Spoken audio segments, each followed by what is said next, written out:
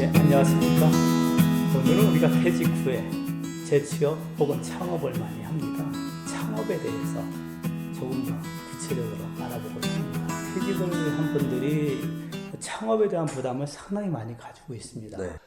문제는 얼만큼 시장을 알고 나를 아느냐가 중요한 것 같습니다. 그래서 처음에 그 조사 단계에서 충분히 조사를 한다면, 그러니까 어찌 보면 사업의 그 성패의 한 60% 70%는 처음 조사 단계에 있지 않나 싶습니다. 그럼 퇴직자가 창업을 할 때 네. 신규 창업하는 경우가 있고 인수인계 받는 경우가 있잖아요. 네. 인수인계 받는 거에 어떤 팁은 없습니까? 어찌 보면 사업장마다 좀 다를 것 같아요. 예를 들어서 미용실이라든지 학원이라든지 이런 데들은 그 원장의 성격이나 원장이 가지고 있는 역량에 따라서 완전히 성격이 달라질 수가 있거든요. 또 식당도 마찬가지겠고요. 그래서 이제 이런 경우에는 자칫 인수를 받아 놓으면 전주인과의 컨셉이라든지 여러 가지 성격이 다 달라질 수가 있다 보니까 실패할 확률이 크잖아요. 이 성향에 따라서 네. 창업에 대한 거가 성공률이 높다. 창업하면 안 된다. 뭐 이런 분도 있습니까? 네네. 그렇죠. 그래요. 근데 성격적으로 사람들과의 대면을 별로 안 좋아하시는 분들이 있어요. 그래서 사람을 싫어하는데, 사람들 만나는 거, 모이는 걸 싫어하는데, 이런 분들이 서비스업을 하시면 안 되겠죠? 그래서 이제 그런 분들 같은 경우에는 그분한테 맞는 사업, 예를 들어 연구직이라든지, 그런 자기한테 그래도 어느 정도 맞는, 그래서 이제 창업자 적성검사하는 프로그램들도 있고 그래요. 그러면 저한테 맞는 창업에 대한 아이템을 잡았어요. 네. 그리고 분석도 했어요. 네.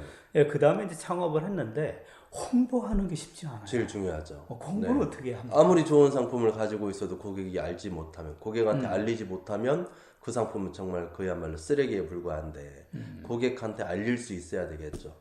근데 소상공인이 할 수 있는 광고나 홍보라는 게 이제 크게 보면 매스미디어, 미니미디어 이렇게 나누는데, 매스미디어 같은 경우에는 사실 광고비 어찌 보면 사업장 팔아가지고 해야죠. TV 광고 한번 때리려면 얼만데.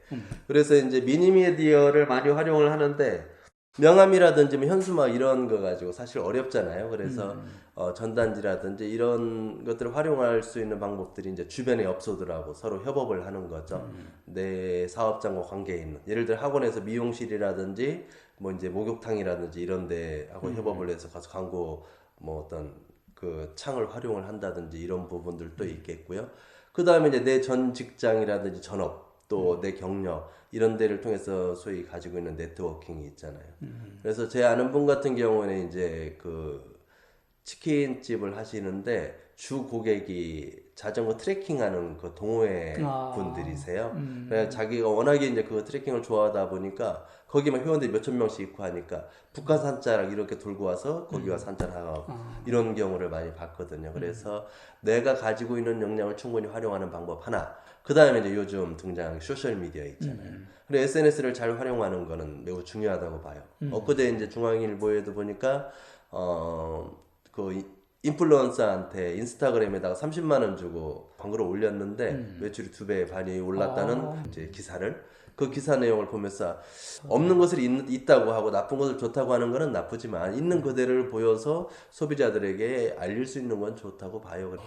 근데 이제 퇴직자 같은 경우에는 뭐 퇴직금을 가지고 한다. 근데 실패를 하면은 혼자의 실패가 아니라 이 가족의 경제적인 문제가 된단 말이에요. 그렇죠.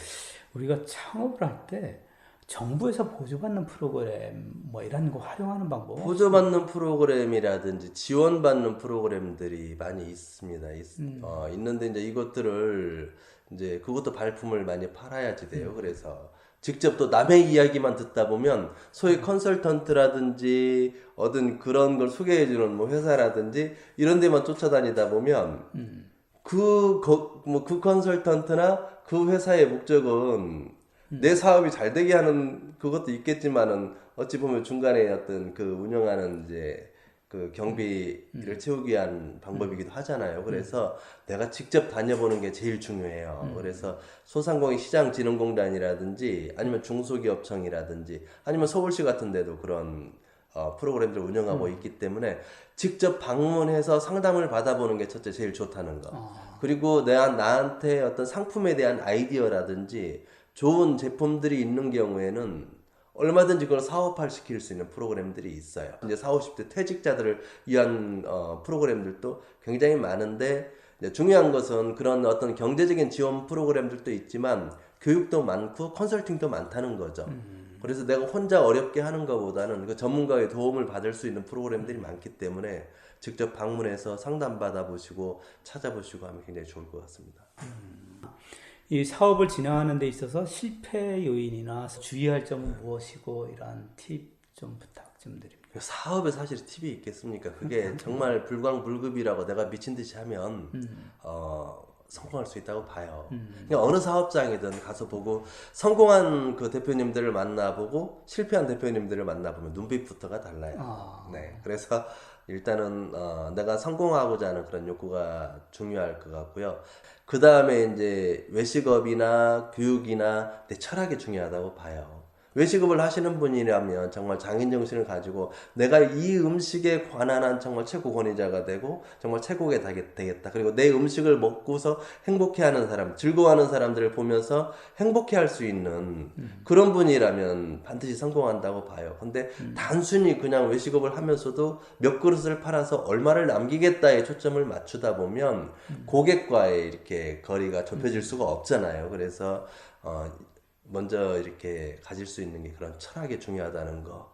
그래서 개인 성향에 따라 다르겠지만 일단은 이제 어떤 사업이라고 하는 거는 내가 잘할 수 있는 거, 내가 즐겁게 할 수 있는 거를 찾아서 고객들과 그 소비자들과 함께 누리겠다는 그런 생각을 갖는 게 중요하지 않을까요? 네. 네, 오늘 창업에 대해서 간단하게 알아봤습니다. 감사합니다. 네, 감사합니다.